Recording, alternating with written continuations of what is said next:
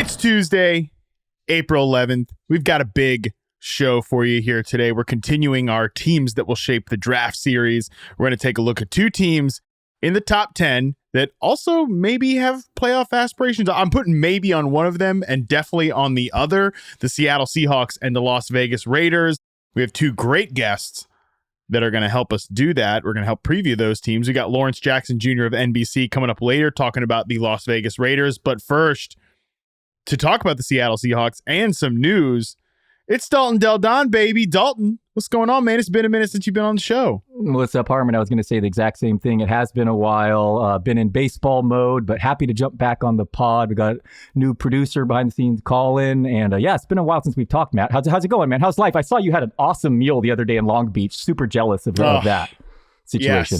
Yes. Yeah. If you're anywhere like in the LA area, Long Beach area, please go check out Shea Bacchus on in Long Beach.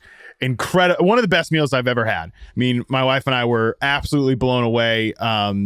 Crazy. I mean, they literally have 5 stars on Yelp. I mean, nobody has 5 stars on Yelp. That's like Dalton, I don't know about you. I'm like a serial Yelper. I don't review anything because I don't find my opinion to be that important that it needs to be shared on the internet. But I don't read other people's reviews because I don't find other people's opinions that important about places. But I love to look at the pictures of the food, like real pictures, not staged pictures, stuff like that. 5 stars on Yelp is nuts. So yeah, it was a great meal. I appreciate it. It was awesome. But yeah, things are good, man. That's the stuff I'm gonna miss when I leave the West Coast here in just under a month and a half. So yeah, I'm gonna miss that stuff. But we'll find our places, and yeah, I'll do my own cooking as well. So Dalton, we got some business to get to before we do talk about the Seahawks here. We had a pretty significant move over the weekend because, of course, the NFL couldn't just leave us alone on Easter.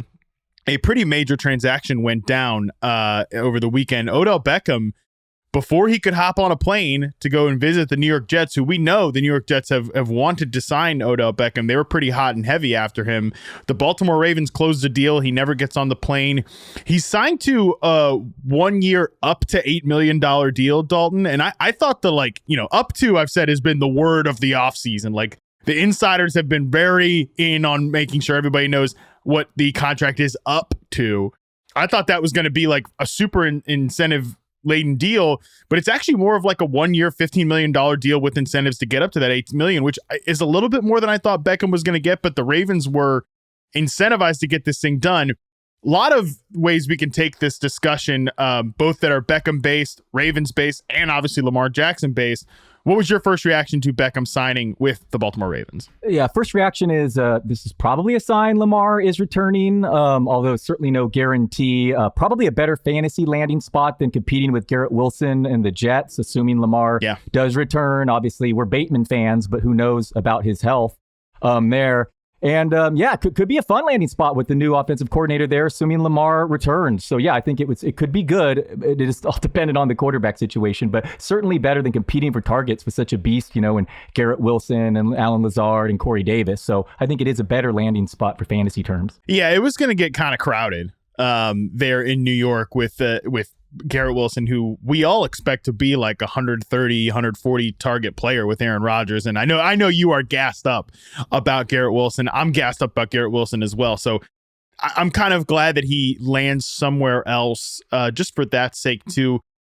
I will say, just quick Jets note before we really dive in on the Ravens here. They kind of sneaky needed Beckham, I think, too, just to give them more juice in that receiver room. Because, are they looking at a 3-receiver set now at this point of Garrett Wilson, Alan Lazard, and then McCole Hardman? Are they going to keep Corey Davis on the roster? That's not been, especially since they shipped off Elijah Moore. They could have used another receiver with some more downfield juice, some more separation ability, like a real route runner like Odell Beckham can be. I'm kind of like, yeah, I don't know about this. I don't know about this Jets receiver room, but whatever. That's aside. That we'll have separate conversations for that. But Breece Hall could be added the most targets of any route run too. Breece Hall is going to get a lot of those looks, is what I expect. But yeah, I hear you. Who knows about Hardman? Yeah, I mean, it would have been great for the Jets. I'm kicking myself. I was in Vegas for a bachelor party, considering them as like a 28-1. You could get them, and by the time I got home from the weekend and the Aaron Rodgers rumors, they were already steamed to 14-1 14-1. I mean, the Jets allowed the fewest yards per play, their defense last year, tied with the Eagles. And that's with the horrible quarter. I mean, it's tough to do when your quarterback is producing such unsuccessful plays. So, man, this team is ready for Rodgers to join. And adding Beckham would have been it would have been great to add another weapon for sure. I'm glad you brought up the Breece Hall thing because I remember several times before he got injured talking on the Stat Nerd Thursday podcast about how he was getting like not just a ton of targets per route run, but also like slightly downfield targets, like 3-yard average. I think at one point he had like 5 air yards per target, which for a running back is absolutely nuts. Like that's crazy to be getting looks that far downfield. So as long as he's healthy, he could still be a big part of the receiving mix. And I guess at the end of the day, like when they make this Rodgers move, like you're not bringing in 39-year-old Aaron Rodgers to really have like the Peyton Manning Denver Broncos type of run where he's flinging the ball all over the yard. Like they're going to be a defense run focused team, and they need like an efficient professional quarterback, which is what they expect Rodgers to be. So I guess at the end of the day, if your receiver room is Garrett Wilson, 140, maybe even like 150 type of targets, like the old Devontae Adams type of getting peppered with Allen Lazard doing his thing, and they have some tight ends, it's really not the worst thing in the world. But so could use a little more juice in that receiver room. Good news on Breece Hall's recovery. It's not a Javonte Williams situation here. Oh, I could see him being gassed up into late first round come August, man. If he's looking healthy, oh man, wheels up for him. And if he like starts a little slow, like Saquon Barkley did that year, he was coming off an ACL, but then started to get ramped up again before he got a little banged up. This was 2021. He could even be like a guy who people draft in the first round and they start getting like antsy, early on, and then you trade for him. But yeah, back to the Ravens here. So Beckham, I think, is interesting because I tweeted this out over the weekend. Beckham at his peak was like one of the best reception perception performers of all time. I mean, his rookie season, Dalton, 2014, still is the top success rate versus press coverage score I've charted. I mean, he was like...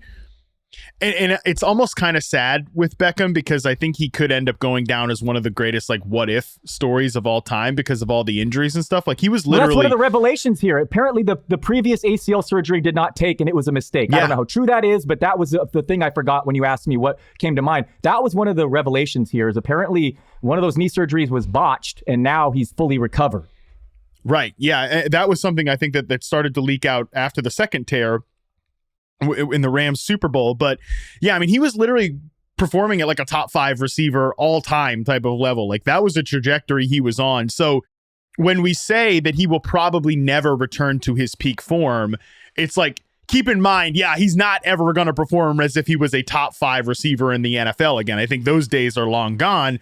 But what I think people need to remember is that the last time we saw him and, immediately you get pushed back like, oh yeah, but he won't have Cooper Kupp. I'm talking about not just with the Rams, his final season in Cleveland mixed with some of his Rams game for reception perception, 72.3% success rate versus man, 81.5% success rate versus zone, and 81st percentile success rate versus press. Again, we have another injury question coming out of that, but he was still a really, really good, effective vertical receiver, press man beating receiver, like that true backside X receiver. And I agree with you. I'm still a big Bateman fan and we could talk about him, but shoot, the Baltimore Ravens have not had a receiver who could beat press man coverage and win as that true X at any point during Lamar Jackson's tenure because Bateman has been banged up each of the last 2 years. Yeah, and the worst completion percentage over expectation among all quarterbacks last year. Only one was worse than Zach Wilson, and it was Baker Mayfield. So, I mean, that was Beckham's guy, right? I mean, so he's, if he could get some better quarterback play and one of the worst healthy, connections of all time, Beckham and Mayfield. So it would be great to see a healthy Beckham. And they don't ever throw the ball to the running backs there. That's one of the Dobbins problems. Obviously, there's Mark Andrews, but that would be a relatively, thin target tree there with Todd Monken, right? Is there a connection there too with Beckham? So yeah, this could be an interesting situation here for sure. Yeah, Beckham played in Todd Monken's offense in 2019 with the Browns. It was a little weird because Monken, and that was the weird Freddie Kitchens years for the Cleveland Browns. So, but it was weird because Kitchens remained the play caller despite Todd Monken being the offensive coordinator, even though Todd Monken was coming off a great stretch with the Tampa Bay Buccaneers as their play caller. It was very, very weird. But so there is some system familiarity there. I'm sure like some of the concepts will be the same, even though Monken's offense has been a little he's transformed a little bit of a chameleon throughout all of his stops. But I'm glad you brought up Todd Monken too, because I think the initial reaction that people have is, oh, receiver with the Ravens for fantasy, like, or production. Who cares? And it doesn't matter. But this is a different offensive system, and I still maintain that while Todd Monken has shown that he can do some fun run game designs, even quarterback run stuff based on what he did with Georgia the last couple of years as a collegiate play caller, this is going to be a very, very different style of passing game, a very much more modernized passing game than it has been with Greg Roman lately. So Dalton, I am willing to, like, because I do agree that I think Lamar Jackson being on board, like being part of the recruiting process, is a big deal. Like, you know, he posted the FaceTime screenshot of him and Odell Beckham. I do expect, like, this to be, I think this, another reason the Ravens were so aggressive to get this done was to make Lamar happy and bring him in the fold.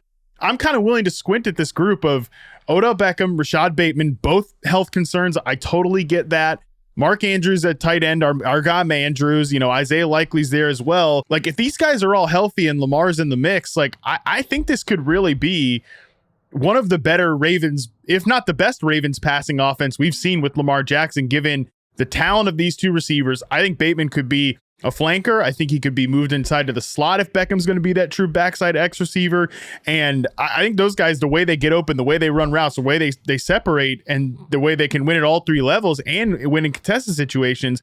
Lamar's never had a receiver pair like that, and he's definitely never been with a play caller like Todd Monken, who I think is going to open this thing up a little bit. Yeah, Bateman totally looked like he could be a dude if healthy. The Roman offense got stale. Dobbins really flashed even when he was like 75% last. How many years in a row have they had a million injuries at running back? So, I mean, healthy, better production from running back. Now all we need is just Lamar to actually re-sign. But yeah, a lot of pieces there for this to be an exciting offense. Yeah, I mean, there's about 35 ifs with the Ravens right now, and basically health questions with all of their main offensive skill position players, including Lamar Jackson as well. But it's a potentially really fun offense. So there's a lot that needs to happen. There's a lot of time between now and week one, of course, and, you know, a lot of things that could go wrong. But if these guys all hit, if they stay healthy, if they're all on the field, I am willing to get excited about this offense, both from a real life NFL perspective and from a fantasy perspective. I think we could be in for a treat, man. I'm still such a huge Rashad Bateman fan. I'm really holding out hope for a third season breakout for him. All right. Again, before we get to the Seahawks, you mentioned we have a new producer, Colin Brennan. Shout out, Colin. This is his first episode fully taking over in the producer chair. So shout out to Colin. He also pitched us an off the wall social idea here. And I wanted to go over this with you, because I'm so into other sports and in tune with other things that are going on in the sporting world. Heard there was some golf stuff over the weekend. That sounds fun. Quick fun question. Apparently, this is a thing that's happening. The Sacramento Kings are going to break the longest playoff drought in the four major sports this weekend when they play in the postseason for the first time in 16 years. So, Dalton, my question to you, and really Colin's question to both of us, is which NFL team with the longest playoff drought has the best chance of breaking their own this year? We've got the Jets at 12 seasons, the Broncos at 7 seasons, and the Lions at 6 seasons.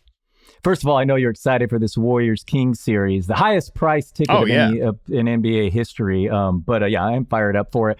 Happy for Kings fans, but I'm a Dubs guy. I already spoiled it saying how much the Jets I like with their defense and Rodgers, but as I preached before, I'm all in on the Lions. I think they're definitely going to not only make the playoffs, but win that division and maybe even running away with it. I think the Lions are going to be legit. Their defense, really, you look at their overall defense last year, way different than the second half versus the first. And they have a bunch of draft picks. So, yeah, I'm liking the Lions in a very winnable division. I know the Bears are going to get some hype as well as a team that's going to be a threat in that division. But I'm all in on the Lions. I know the whole world will be, but whatever. I'll be the donkey and be with them because I really think they're going to be a real threat in the whole NFC. The last time the Lions won in the playoffs was the 1991 season. In 1992 was the year. We just talked about that with Scott a couple of podcasts ago when we previewed the Lions for our teams that'll shape the draft series. Dalton, do you know what other big world event happened in 1991? 1991. What was that? It was the year I was born. That's how long it's been since the Lions have won a playoff game. So I agree that not only I think they could make it into the postseason, I think they could also win a game. with this roster. It's just very fascinating, like which direction they go in the draft. That is a big world event. Wow, born in the 90s. I forget how young you are. That's I don't feel so young anymore. Like now it's like, oh, cute. Oh, they haven't won a playoff game in 20 years. Now it's like, damn, dude, I'm turning 32 this year. You know, like you Lions, get it together, win a freaking playoff game already. I mean, come on, give me a break. So yeah, I think that the Lions are my favorite pick here. Pretty funny, the Broncos, 7 seasons it's been since they've made the playoffs.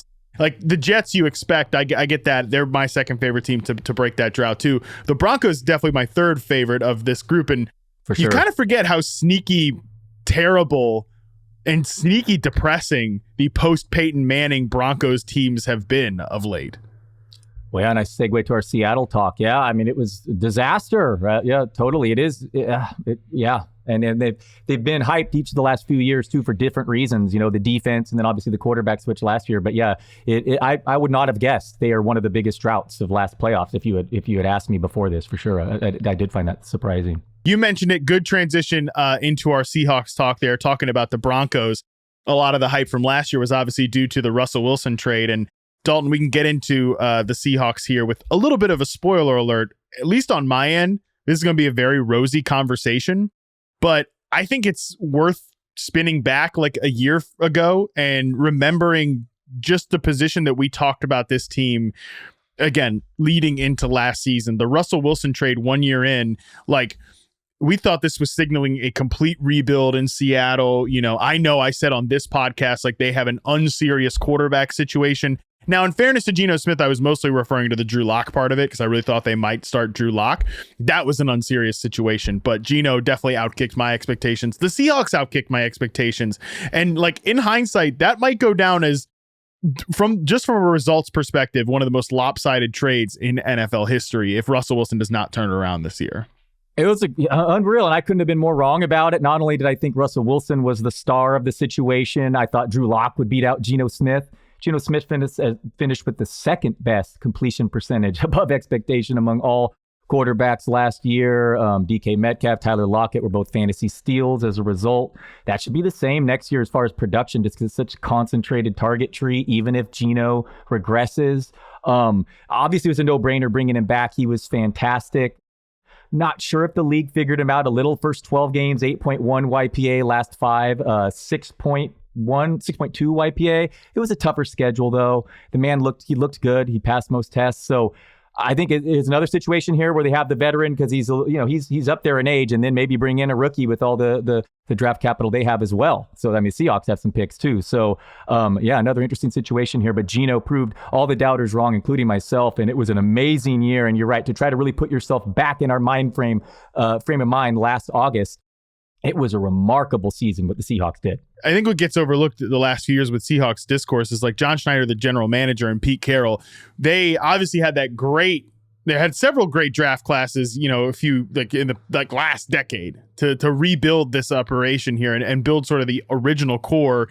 They went on like a rough string of draft classes, and then last year they absolutely nailed it. Like, we talk a lot about Geno Smith and how he, fueled this big season for the Seahawks. But another big crux of it was how awesome they were in this last draft class. And that's just like such a testament to how random the draft can be. Like, you can have this one great class where, you get Richard Sherman and all these Hall of Famers and stuff like that. You take Russell Wilson in the 3rd round and he has a great career with you.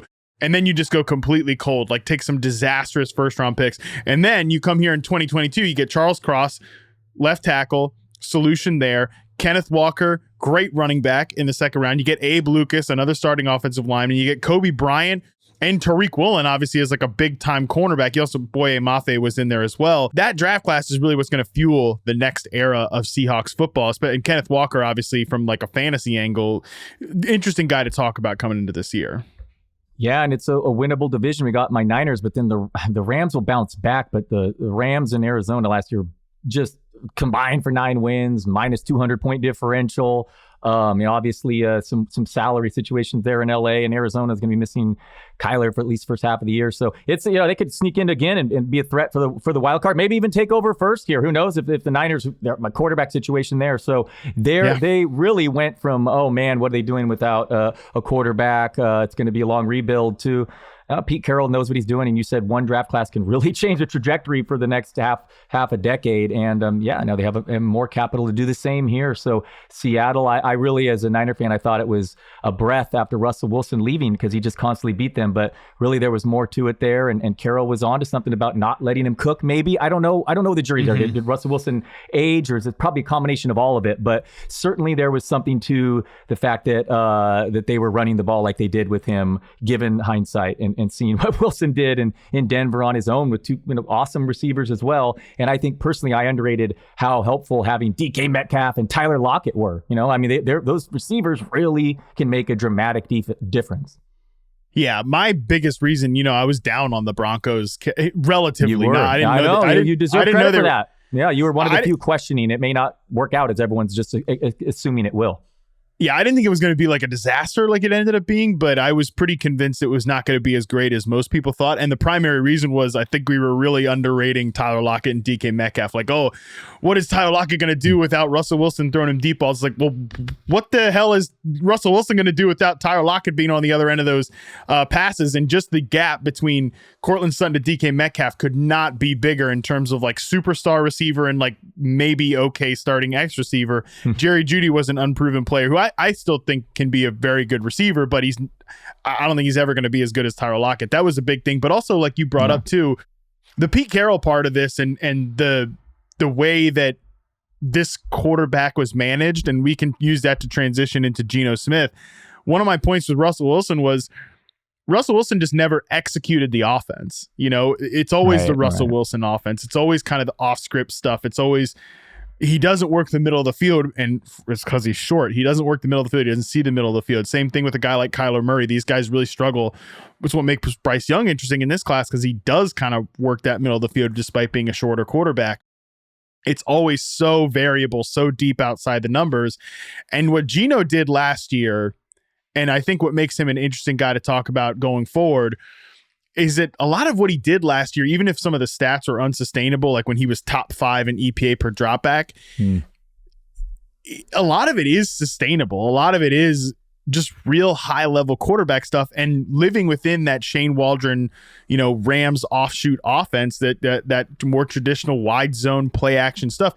He was great in that. And for that reason, Dalton, like, we'll talk about quarterbacks in the draft here potentially with them, but I'm of the mind that like Geno Smith can absolutely do what he did again last year. Yeah, I mean, I don't love the completion above expectation stat, and it's some other questionable guys up there, but if he's the second best in the league last year, he's clearly improved his accuracy. Obviously, some of that is a little bit scheme dependent, but he has the same receivers. There are questions of how long he will perform at this level into his mid-30s. But they had to bring him back on the deal they did. But now the question becomes, do they draft the young successor? With the draft capital. And I'm curious your opinion here, because with the 5th pick, the betting market actually has the 4 quarterbacks going right now, top 4. In that order. And I mean, before they get to their pick, 100%. And I think that's like, there's a lot of different ways that can go. We talked about with Charles Robinson with the Colts episode last week too, where I can easily see the Cardinals sitting there at 3. We know they're auctioning off that pick. Does the Colts try to jump up one spot to make sure they get their guy, which it sounds like Anthony Richardson is at least one of the 2 quarterbacks that they like, based on what Robinson was telling us last week.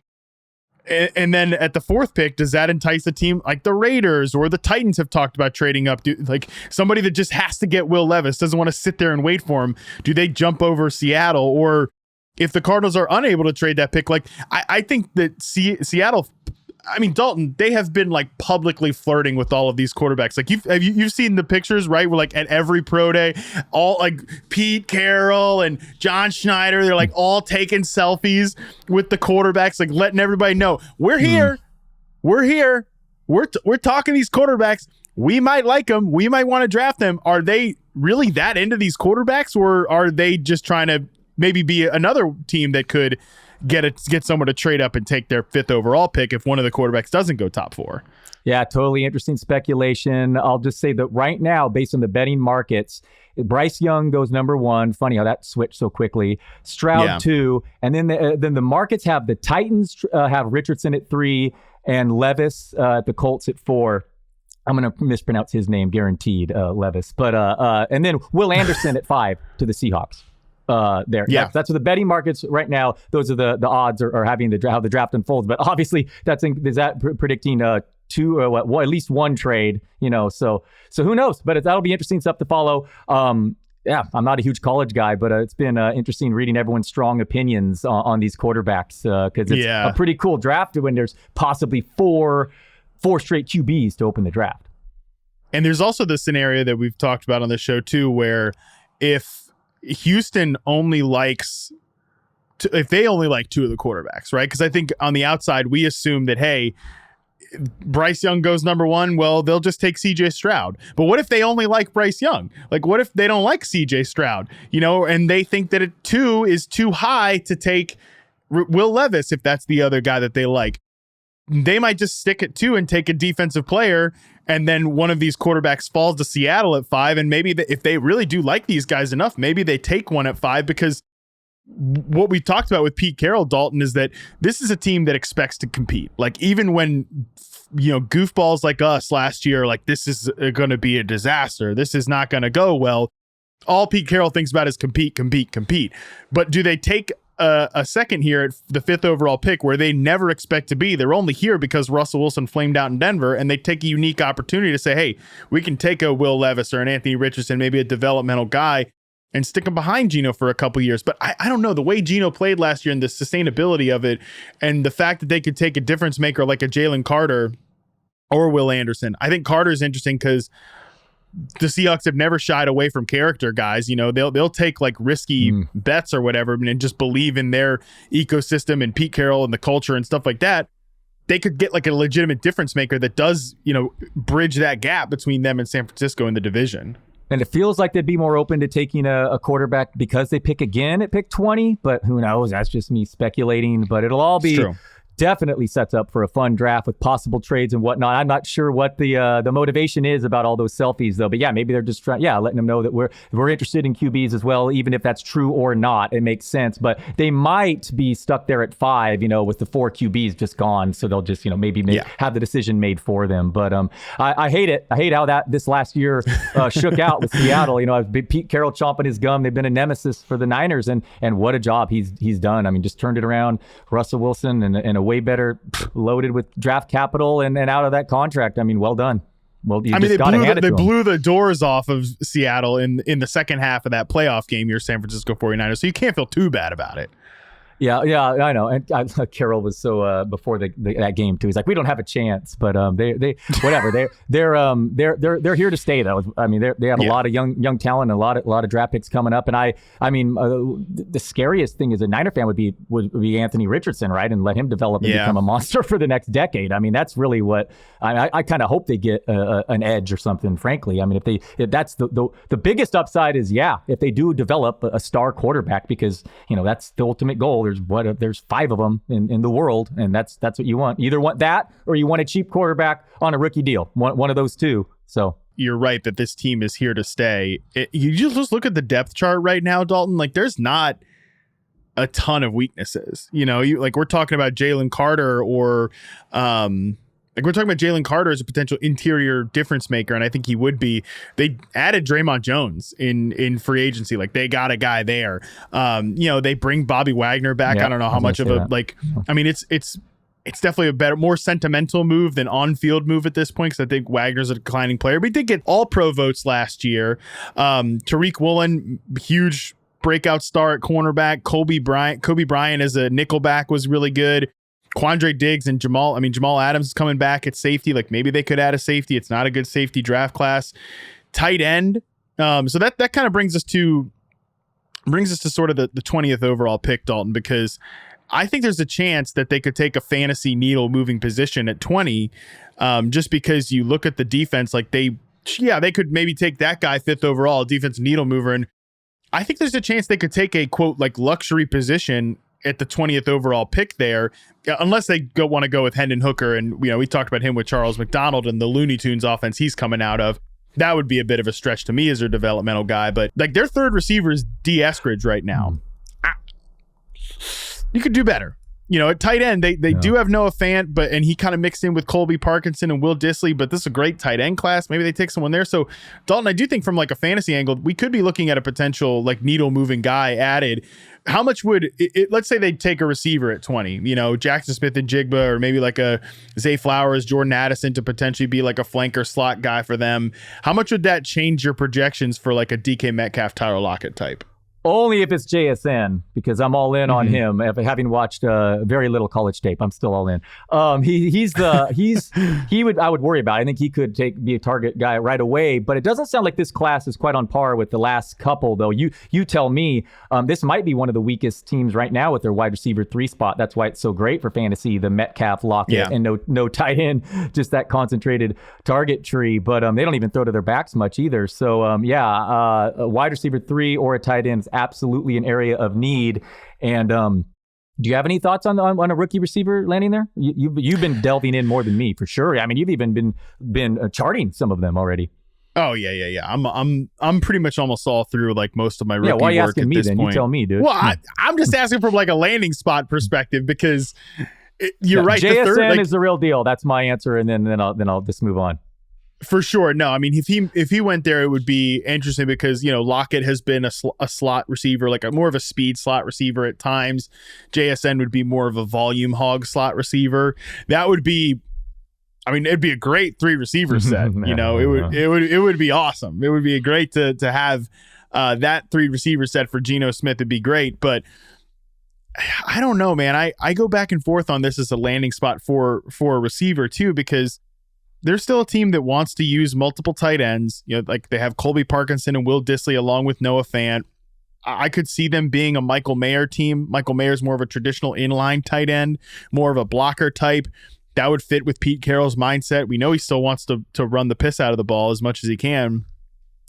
I don't know if they would use a first round pick on a receiver, and even if they are, I agree with you. They're one of the worst third receiver teams in the NFL right now with D. Eskridge and the rest of the depth chart there.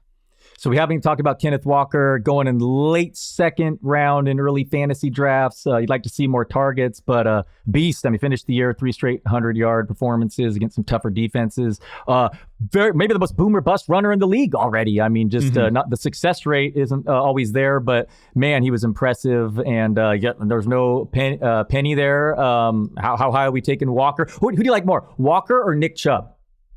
Fantasy terms. Great question. The volatility of Kenneth Walker is a pretty big deal. You just look at his last 3 games were awesome, right? 107, 133, 114, the final 3 weeks, 47 yards against your Niners, 36 against the Rams, 26 against the Raiders, 17, the 4 games preceding that, before that stretch. And he was dealing with injury. There's definitely there was a part where he was banged up. I've heard some people say his running style and how violent and aggressive it is might lead him to get injured more often, and that might lead to the volatility. So they're another team that could add a back. I could see them adding a back in the draft. This is supposed to be a good running back class. I could see Pete Carroll looking at, hey, my third receiver is like D. Eskridge or something like that, but my backup running back is DJ Dallas. I'm sure he was envisioning more of a 2-way system between Rashad Penny and Kenneth Walker. Those guys were just never healthy at the same time last year.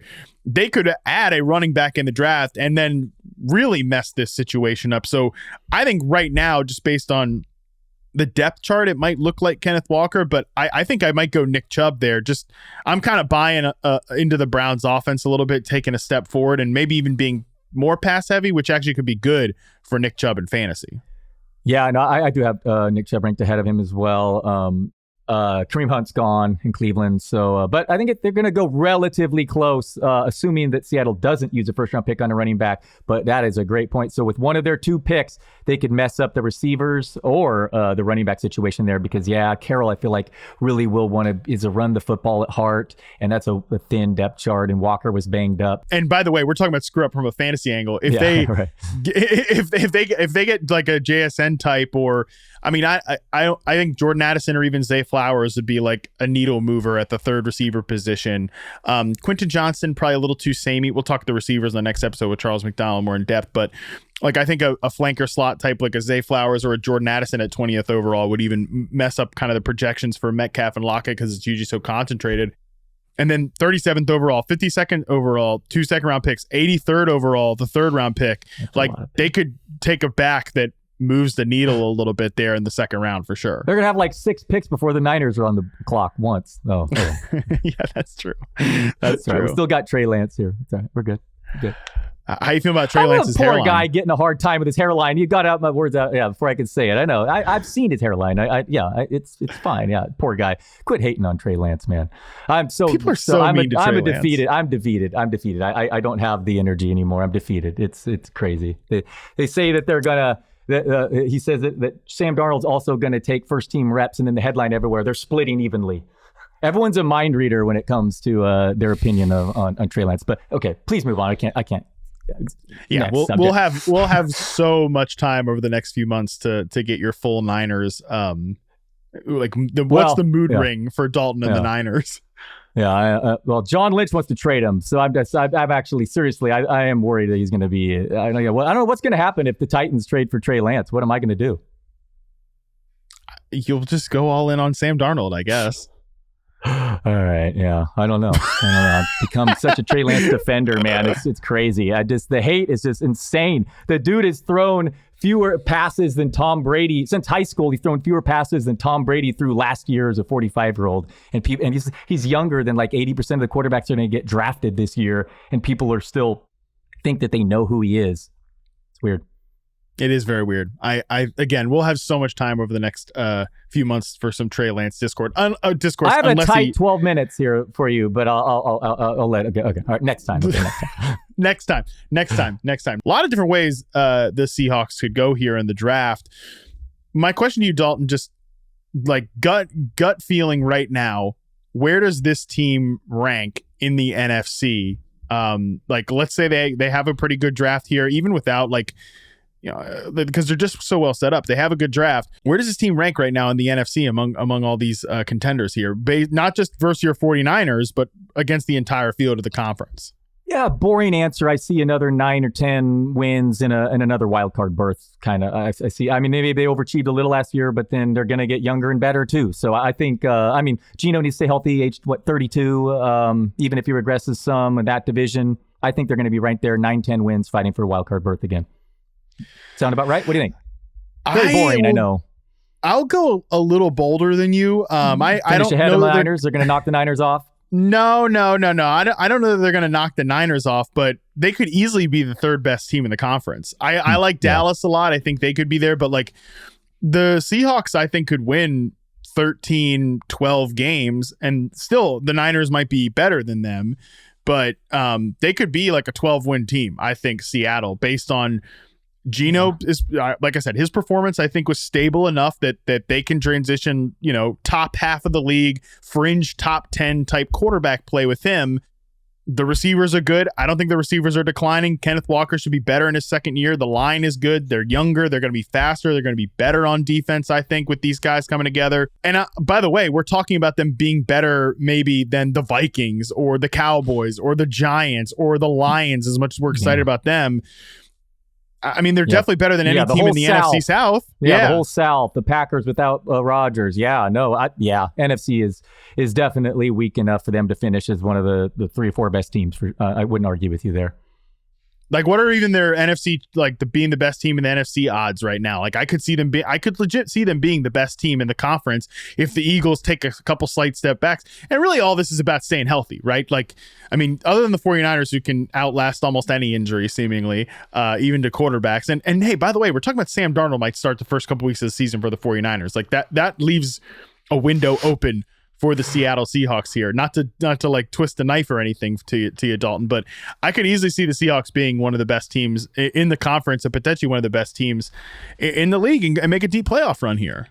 No, they could win that division. It wouldn't be shocking at all. I mean, no, they're loaded, and with all these draft picks and that young defense, I'm not going to push back on you here. I wish I had some arguments, but no, they're a team with a lot of potential for sure, and it's NFC it's open. So unfortunately, Seahawks are looking a lot better than they were 1 year ago when everyone was burying them for the next 4 or 5 years. Fifth best point differential in the NFC last year. Not saying much because the conference was not very good last year, but I see no reason why they aren't going to be a better team this year than they were last year, unless Geno completely falls off the face of the earth, and I don't see that. So that is funny. Fifth best point differential, but every other one has negative in the conference.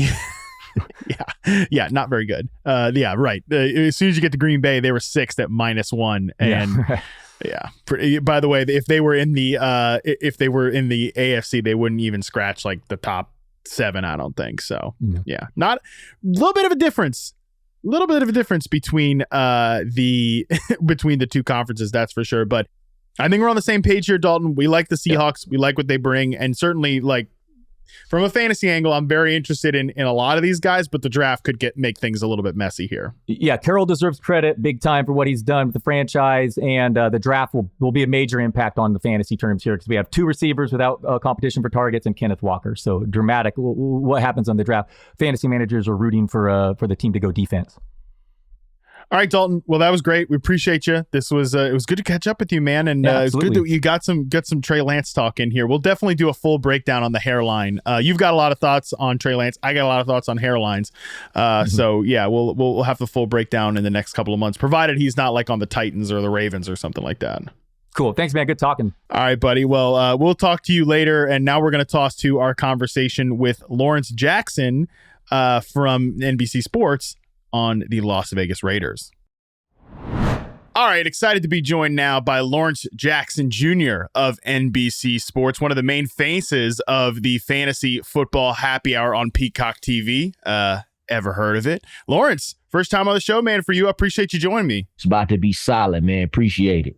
We're going to be diving into the Raiders today, continuing our teams that are essentially going to shape the draft, like that are really going to make potentially the biggest splashes, or their moves are going to kind of create the cataclysmic effect that might change things for the rest of the board.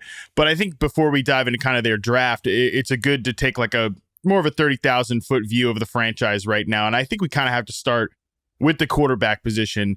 Obviously, last year they come in with Derek Carr. It felt like we all sort of knew that this might be a failed marriage between Josh McDaniels and Derek Carr, or at least like a temporary marriage. That was exactly what it ended up being. Lawrence, in your mind, like what kind of went wrong between Carr and McDaniels? And, is this just like another damnation of McDaniels' sort of flawed run as a head coach so far?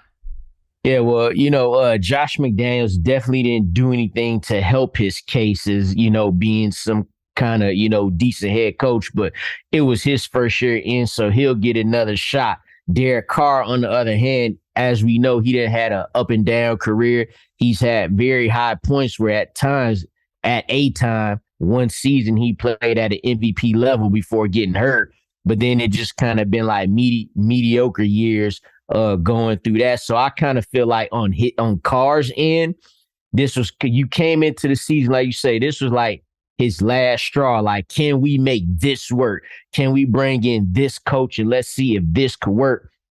Obviously it didn't. Now Josh McDaniels gets another shot with Jimmy G, who kind of has had the same career arc. The difference being Jimmy G's got some deep postseason playing experience in him. Mm-hmm. But besides that, not much of a different career arc. So Josh McDaniels, it being his second year and them being in the position that they are in the first round of the draft makes it interesting as well.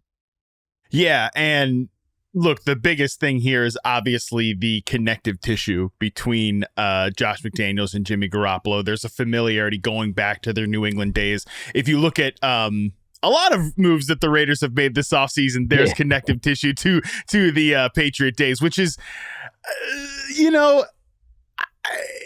I can squint at some of these moves and like them. Even the Jimmy Garoppolo move, I don't mind as a pivot off of Derek Carr. it's just the whole idea of, are we really doing this? Are we really like doing a whole nother Patriots offshoot? When has this stuff really ever worked? To me, Lawrence, that gives me like a lot of pause with the whole Josh McDaniels thing. Again, since we've seen him already fail as a head coach previously, even if it was quite a long time ago. Yeah. And what's funny about that is because we talk about him, it not working out for him the last time he was a head coach. What's even more interesting is he was supposed to be a head coach again. He swerved on them. You know what I'm saying? He went back. So Colts. he left the Colts in a weird position. Like, yeah, I'm going to do it. Then he like, sure, let me hit the brakes. Let me go back. Yeah, man. But it's like he trying to be safe, trying to get familiar faces, players that he knows. Obviously, Jimmy G, them two go way back from the Patriots days. Jimmy G playing some significant snaps when Tom Brady was suspended some years back. So I think none of this is, exciting. You see a team that was 6-11, right? And then you add Jimmy G. So it's like, oh, whatever. Like boy. right. From our perspective, like, ain't no disrespect to Jimmy G, but from our perspective, we looking at this 6-11 team from last season, right? And they were like, they get rid of their franchise quarterback. So it's like, what you gonna do? Oh, sign Jimmy G. We got no interest in Lamar Jackson. Let's sign Jimmy G. So it's just like, oh, here we go. So it ain't, it probably ain't a lot of enthusiasm going into this season with the Raiders. And everybody knows that, when you got to compete with Patrick Mahomes and then Justin Herbert to lesser extent, and you thinking about Jimmy G in that sentence with them two players, it don't give you that much faith. Right. And I think that sort of comes back to like the big picture question with this team, which is like, where are they going? Is this, it feels like a tread water move with Jimmy G, because I don't know if you disagree. I think that you can make an argument that Jimmy is at least at the level of Derek Carr, if not just like even in some aspects, I think slightly better. I think that Jimmy is a little more fearless and a little more, he's not going to push the ball deep outside the numbers. Derek Carr has gotten a little bit better about pushing the ball deep the last couple of years, but Jimmy, even if it's sometimes to his detriment, he will hit and pepper those intermediate zones even when he's under pressure. Like those Deebo Samuel dig routes have been a big part of the 49ers passing game the last year. So there are some aspects I think where he might be slightly better, might be slightly worse. Like I think it's at best like a lateral move from Derek Carr to Jimmy G, but what we can't argue, that's what it feels like to me. What we can't argue though is that he does come in cheaper than Carr would have been for them this year, and what the New Orleans Saints are paying Derek Carr this year. So I think he makes for a really interesting, potential placeholder, like who's their next guy. But before we talk about that, I kind of want to also look at the offense as a whole. Lawrence, when you look at the skill position groups for these guys, I know we're saying like it's not exciting, but Josh Jacobs, Devontae Adams, like they add Jacoby Myers, Hunter Renfrow still on the roster, Philip Dorsett, another former Patriot, of course, Austin Hooper, like whatever starter at tight end, and they still have Jakob Johnson as the fullback. There is some guys here for Jimmy to work with, however long he starts this season.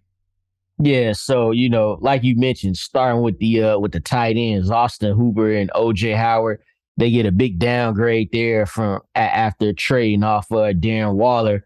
Who knows? Darren Waller was, he was in and out the lineup, not just this past year, but in a couple of years prior. But Josh Jacobs, right, as the running back last year, his breakout season last year, for him, from a fantasy perspective, you're feeling like he's gonna have a similar role. He's got Amir Abdullah behind. It's the same running backs he had last year. Those running backs weren't able to, cut into his touches, almost 80% of their carries. Now, the Raiders weren't even, people like to think they ran the ball more. No, Josh Jacobs was just effective in the run. They were 21st in rushing attempts, and Josh Jacobs got 79.5% of those carries. So, like, he solidified. And the good thing about this is, Matt, like, it's not like Derek Carr had to be great. Mm-hmm. Hell, he didn't even have to be average at times for Josh Jacobs and Devontae Adams to bring us they're top-notch fantasy value. So for Josh Jacobs, it's like, all right, cool. Like you said, it's a lateral movement going from Derek Carr to Jimmy G. So it's like, all right, cool. We'll still draft Josh Jacobs where we drafted him. Same with Devontae Adams. You mentioned the deep ball differences between Jimmy G and Derek Carr.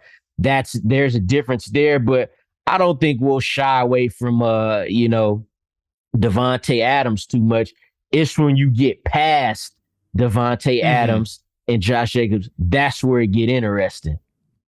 Yeah, I love what you say about Josh Jacobs, that, he didn't need this to be a prolific offense last year to be a great producer, and he might not be as efficient necessarily as he was last year, but he should still remain the core identity point of this offense. And that's also good for Garoppolo, who we know thrives off some of that play action stuff, and I think them having a good run game will be important there.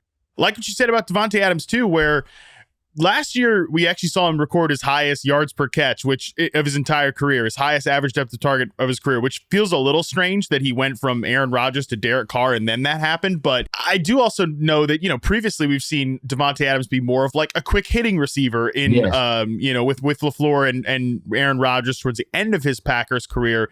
But again, some of that intermediate stuff, like Lawrence, where Devontae Adams and Derek Carr were so automatic last year, was on those deep intermediate outs and intermediate dig routes, and I think those are perfectly fine Jimmy Garoppolo routes, as well as some of those quick hitting underneath things that we know Devontae Adams could do. I mean, the situation here is that Devontae Adams, I think, is still the best receiver in football, and Jimmy G's a fine quarterback. Like, I'm not overthinking that. I agree with you that we're drafting him like we normally would.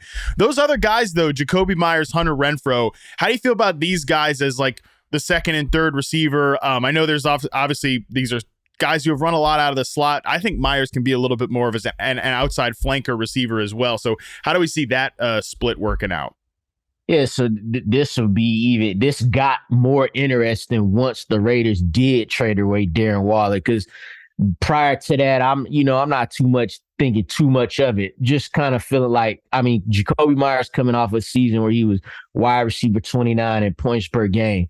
But now you don't have Darren Waller. So now there's who will be that, number two option in the pass offense.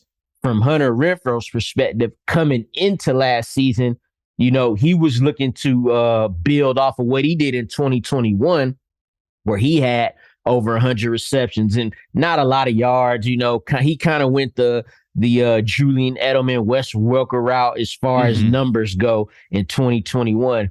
But he had the problem with injuries, got hurt beginning of the year, middle of the year. To finish the year, over the last 3 weeks, he did average over 12.5 PPR points per game. The thing is, that wasn't just off, he wasn't getting a lot of targets. Didn't see more than 7 targets in those games. He scored 2 touchdowns in 2 of the last 3 games. So that kind of makes you pull back a little bit. With Jacoby Myers, you kind of looking and saying, he goes in, fills that role that that Matt Collins had last year, right? Yeah. Matt Collins had one big game last year and some so-so performances here. Jacoby Myers had one big game last year, but scored a lot more touchdowns. Obviously, is the much better receiver. I think we'll agree there.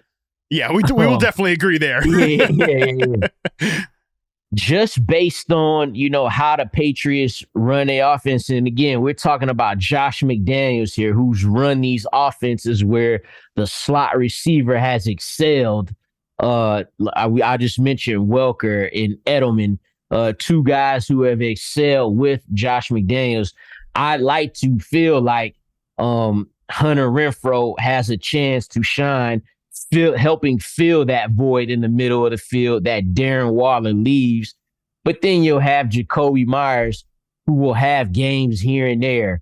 I wouldn't go strong on either of them, but I would feel much better with a healthy Hunter Renfrow. Yeah, my biggest concern with Renfrow is I think this staff views him as a slot-only guy, which and I think they think that Jacoby Myers, and I agree with them. I've always really liked Jacoby Myers. I'm a big fan of him as a player. I think he can be kind of that off the line zone beating flanker receiver that they use in 2 receiver sets. I mean, you brought up the name Matt Collins. Like, I'm still losing my mind that like they played Matt Collins over Hunter Renfrow pretty much consistently the entire season, running more routes in just about every single game. But again, I think they view Matt Collins as a guy who could block for them in 2 receiver sets when they use 2 tight ends, or they have, like, I brought up Jakob Johnson at fullback for a reason, because this guy like plays a lot and they use a fullback a lot in this offense. So Renfrow, I'm still a little like, I could see him even getting moved at some point just because this staff wasn't that high on him. And Myers, like, I agree with you. After the Darren Waller trade, once he was out of the mix, I kind of think like Myers has sort of an 80 catch season in his range of outcomes. It's just going to be about how efficient this offense is overall. And that kind of brings me to my next point too, is like, this skill position group is interesting, but the offensive line, Lawrence, is definitely not as spicy. I mean, left to right now, they've got Jermaine Illuminor, Alec Bars, Andre James, Dylan Parham, Colton Miller, who's still a pretty good player. But that going into the draft looks like a pretty big need. And we know that Jimmy Garoppolo, if there's one thing that will definitely send him, like, he gets a reputation, Lawrence, as a guy that's kind of a steady Eddie game manager. But like, if you've watched the 49ers over the last 3 years, you know that Jimmy can go into complete meltdown mode when he could just completely go into the tank and ruin an entire offense. So I don't know, that offensive line, I think, definitely is a unit that needs to be improved as well. The interesting thing with him over his career is for with the 49ers, at least, because that's where he actually played. For the most part, he's had that elite defense to back him up if he did have times like that in those games that you speak of. Like, 100%. For instance, a couple of years ago when the 49ers drug Green Bay, dog walked them in the NFC Championship. He threw for 77 yards in that game and blew out the Packers. 77 yards. Now that's a game where Raheem Mostert ran for over 200. So it's like, but then you hear like, oh, Jimmy G led them to the Super Bowl. Like, led is a strong word in a situation where you threw for 77 yards, you know? So like Jimmy G, he could get it like that.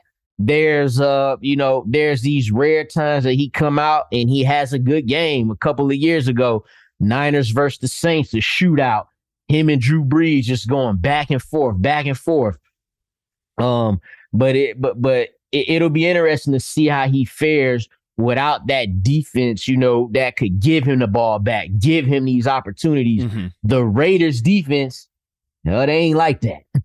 They not like that. So it'll be interesting to see, you know, because we on the offensive side, like he's got good enough to work with. Like he had the same in San Francisco, but what can he do with what we expect to be less opportunities than what a 49er defense would give him?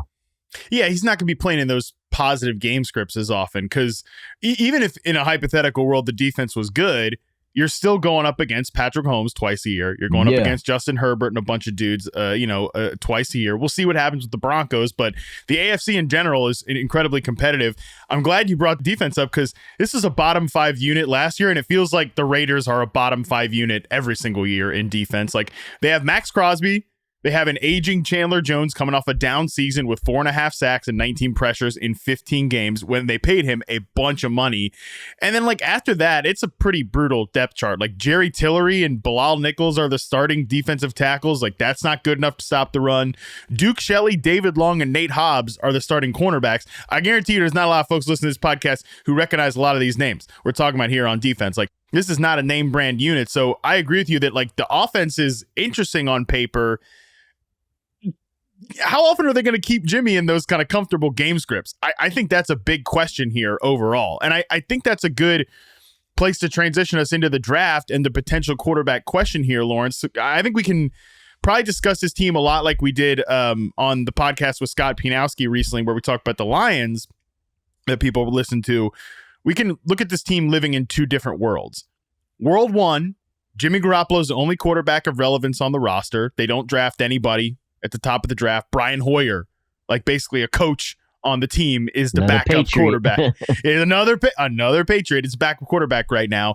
And then World 2, they're definitely still in play. I think based on Jimmy's contract, they can get out after 1 year. They can get out after 2 years. They're like kind of perfectly positioned to either sit at the 7th pick or even maybe trade up to the 3rd pick for a quarterback. And let's live in that world for a second, Lawrence, because I think we spent enough time in world number 1 with Jimmy starting a bunch of games this year. Yeah. Do you see them as a likely team to potentially trade up to the 3rd overall pick for like an Anthony Richardson, or maybe they sit at 7 and try to like let Will Levis fall to them? We've seen Jimmy G for 10 years. We know what he is and what he ain't. But yeah, 100%. They're in a spot right now in the 7 hole where there's them and a few others that'll be interested in going up to get that number 3 pick from the Cardinals. So yeah, I think they're definitely in play to get one of these guys. And Jimmy G is the perfect, quarterback to, let your rookie quarterback come in, let Jimmy G play until they get out the playoff race or whatever. And then you go ahead and throw that rookie out there, whoever it is. Or he gets hurt. Like, by the way, he gets hurt every year, Jimmy does. So that's another thing. That's an unfortunate thing that that he's been having to carry his career.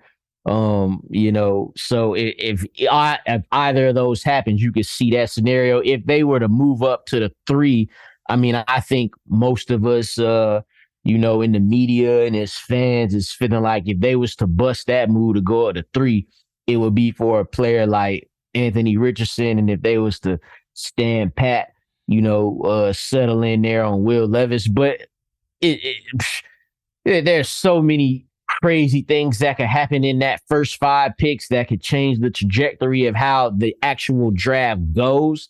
You never really know, but I would say I'd be surprised if they don't go quarterback with that 7 pick, or if, they moved up to get one. That would shock me if they didn't do either one of those 2 things. I feel like if they have conviction on one of these guys, and if you have enough conviction to take the guy at 7, you should have enough conviction to move up and take the player at 3. I think if they have conviction on Anthony Richardson, they have conviction on Will Levis, they better go up to 3 to do it, because there's a very good chance that the top 4 picks are quarterbacks based on somebody else trading up to the 3rd overall pick. I think we all expect the Cardinals to get out of that pick at this point. And then, maybe even the Colts move up to 3 and then the Cardinals trade down from 4 again. Like, there's so many things that can happen that sitting at 7 and just being like, well, fingers crossed, Will Levis comes down here. Like, that seems like a plan that's destined to fail. What do you think about Anthony Richardson potentially, or Will Levis, if you want to go that direction, potentially sitting on this team and probably starting in the back half of the year?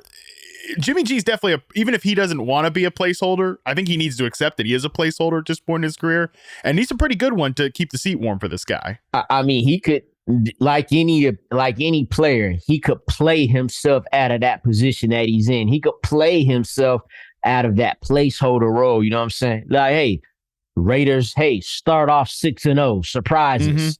Do that. Don't turn the ball over. Do your job. You can do that 100%. It happens. Career revival has happened in this league, but I don't expect that to happen here. So I'm a pretty big Anthony Richardson guy. In fact, I feel like Anthony Richardson will end up being the best quarterback to come out of this draft. Yeah. So seeing what they have in Las Vegas, Josh McDaniels, that defense, I don't want to see Anthony Richardson go there.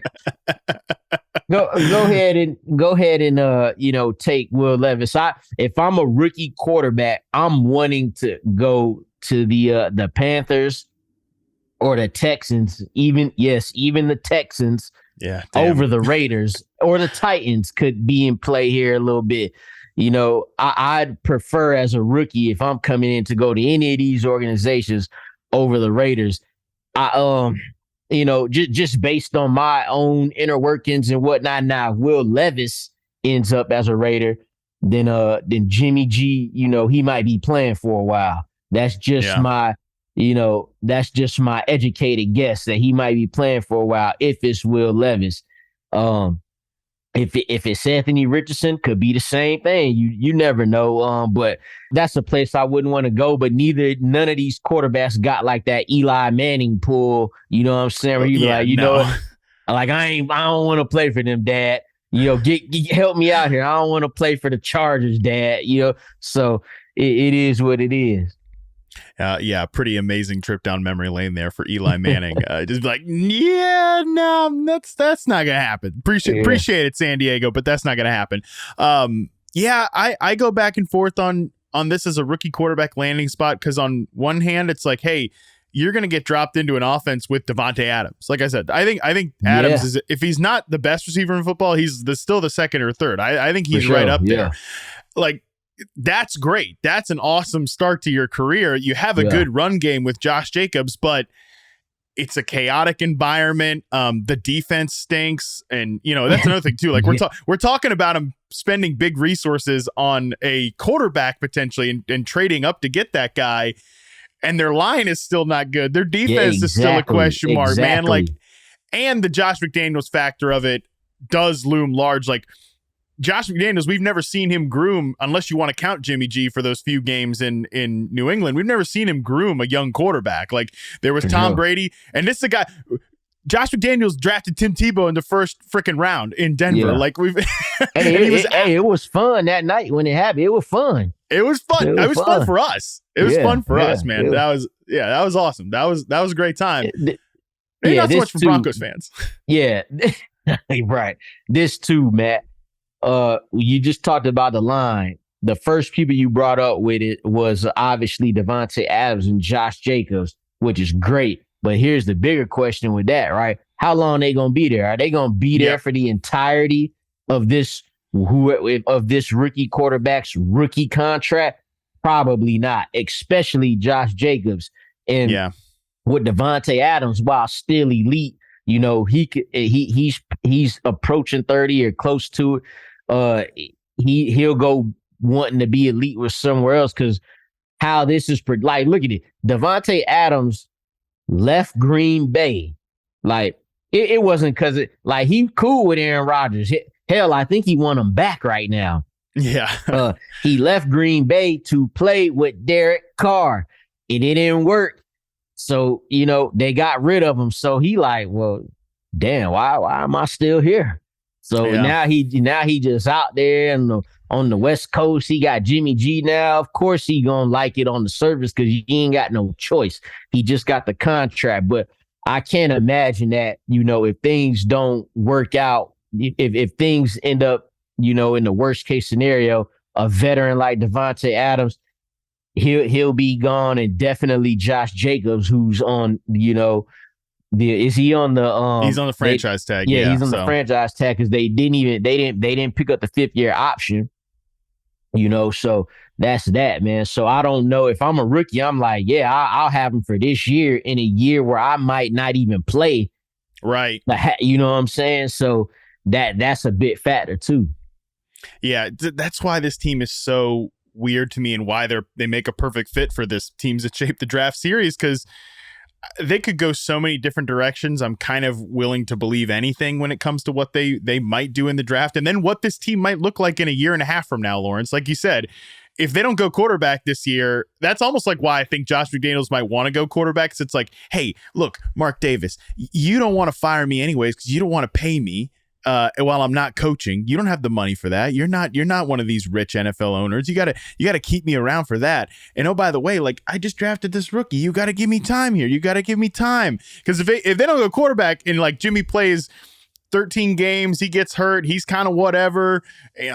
He's gone after the year. McDaniels is gone after the year. Yeah, front office, Dave Ziegler gets cleaned out. Devontae Adams like, all right, definitely get me out of here at this point. Josh Jacobs, it's free agent market.